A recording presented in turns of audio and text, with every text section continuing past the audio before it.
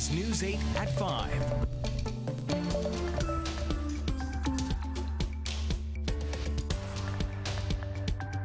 A huge spike in COVID cases has vaccinated San Diegans concerned that the unvaccinated are helping the virus to mutate, and that's putting everyone at risk. Good evening, and thanks for joining us tonight. I'm Steve Price. And I'm Kirsten Holmes. Fears are growing among vaccinated San Diegans after the county reached the highest number of COVID-19 cases we've seen in nearly 6 months. Unvaccinated people make up the majority of those infected, but there are some breakthrough cases that are on the rise. News 8's Heather Hope spoke to San Diegans about this startling trend. She joins us now live from Kearney Mesa with the latest. Heather? Yes, and with this growing trend of those numbers spiking, many of those vaccinated were put on high alert. The ones we spoke to today said they were not excited about this alarming trend. But yeah, I do worry that we're going back in that direction. With new COVID-19 cases hitting over 1,200 in San Diego County, the highest since February 5th, fears are growing. We're a little concerned. I mean, I am, yeah. In the last 30 days, over 6,500 San Diegans tested positive for COVID-19.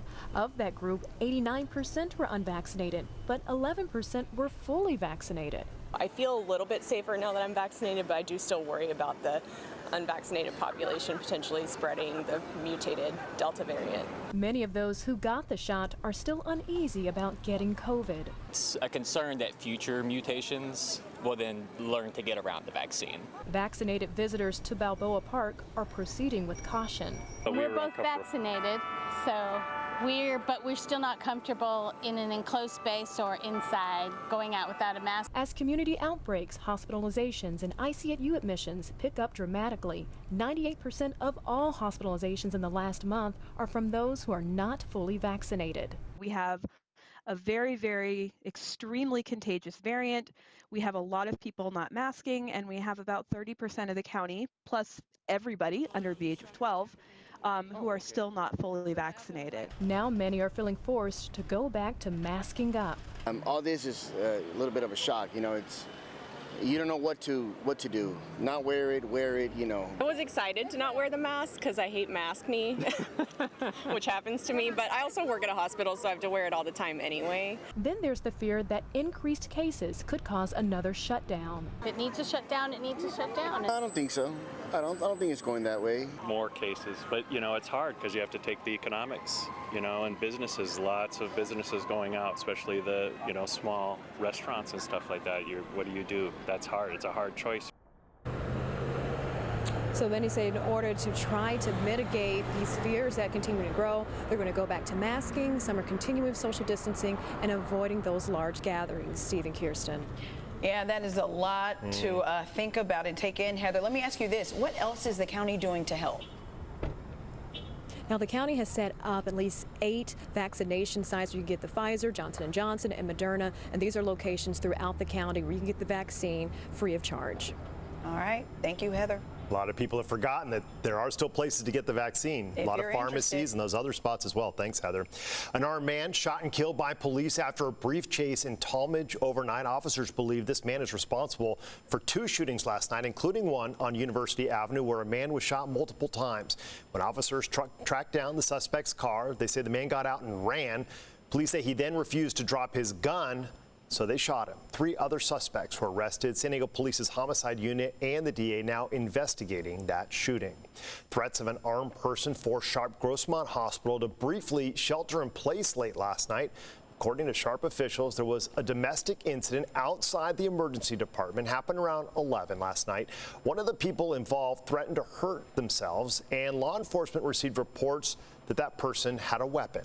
Eventually, they surrendered. No weapons were found, no one injured. A short time later, the hospital returned to its regular operations. An 18-year-old woman is dead and 2 men are recovering after a multi-car crash in Oceanside, and police believe the driver at fault, one of the men, was driving under the influence. It all happened just after 11 Friday night at El Camino Real and Fire Mountain Drive. One of the cars was headed southbound when it crossed into the center median, hit a fire hydrant, and then traveled into oncoming traffic. That's when the vehicle hit 2 other cars headed northbound on El Camino Real, causing one of the cars to roll over. Delilah Jabril of Oceanside was pronounced dead at the scene. The driver was taken to the hospital, and another driver only had minor injuries. Both of the men are expected to be okay. And a truck driver has died after a crash in Fallbrook. It happened just before 2:30 this morning on Doolin Road and SB 15 freeway. North County fire officials say the large box truck the man was driving flew off the overpass and landed on Doolin Road. The driver was thrown from the vehicle and was wedged between a pillar and some rocks. Firefighters freed the man, who was taken to a hospital where he later died. CHP is now looking into the cause of that crash.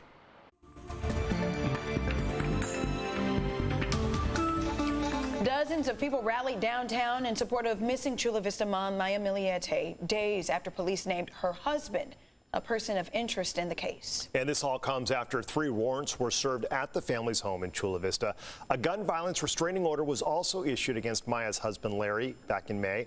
Although 6 months have passed since Maya disappeared, her family is definitely not giving up hope. So it's one of our efforts to continue to spread the word, and hopefully we can get more volunteers and come and help us search. So, this is one of, our efforts again to keep on going, to keep the traction going, and to keep her name in the spotlight. As you heard, Maya's family looking for more volunteers to help with their weekly searches across San Diego County. A warm and muggy week has come to an end, and now it looks like it's going to rain. So when could we see those first drops? Meteorologist Sean Stiles joins us now with the first look at your microclimate forecast. Man, some bizarre July weather out there, Sean. Definitely, and as we get into the main broadcast, I'll be able to show you where this rain is coming from. Now, typically we would say, hey, it's the monsoonal flow. We're seeing some of that moisture come north. This moisture is tapping into this storm, but it's not that storm that is bringing that moisture in. 77, 76 the average, so just about where we should be. But look at the humidities. The humidities are way up, so the atmosphere is totally saturated. And in the next 24 to 36 hours, it's going to get even more so, and we're going to start to see a chance of rain, especially over the mountains and deserts. And I mean like full-on rain. Cloud cover has kept things much cooler than we were this time yesterday. And looking at the forecast for the coastline, 75 tomorrow, but plenty of clouds. Monday, it starts to thin out a little bit. It looks like this storm is going to move in over the next 24 hours from the east, the deserts, and come towards the west. That means the cloud cover will increase over the inland microclimates. The best chance of rain tomorrow afternoon through Monday afternoon. I'll explain it all to you in just a bit.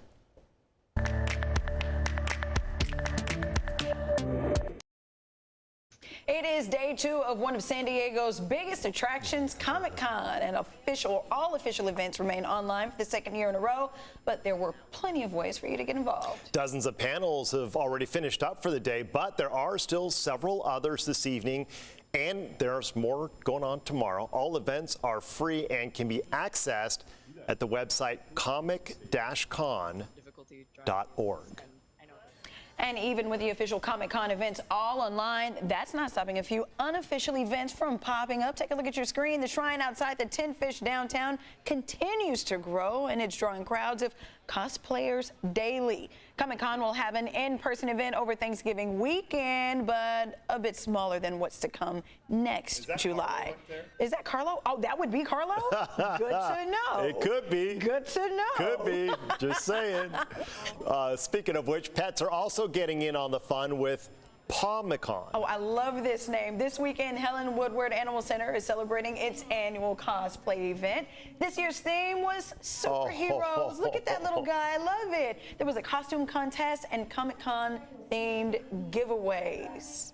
There is kind of this really wonderful parallel between superheroes who rescue people and adopters who rescue pets. And of course, the other thing we know is that once we have an amazing pet, they end up saving us right back. That is exactly what I was thinking. You thinking you're saving a pet, they're actually saving you. All proceeds will go to the pets and programs at the shelter. I seriously cannot get my dog to wear any of that. So I don't know how they do that. Whenever they do it, I'm just impressed because I know my dogs have never liked wearing anything I try to put my dog them in. would be mad at me for like a month if I even tried. Don't do it, Steve. All right, coming up for you folks in Chula Vista, get life-saving tips from fire professionals. Plus the latest on 2 massive wildfires that have already burned more than 200,000 acres combined.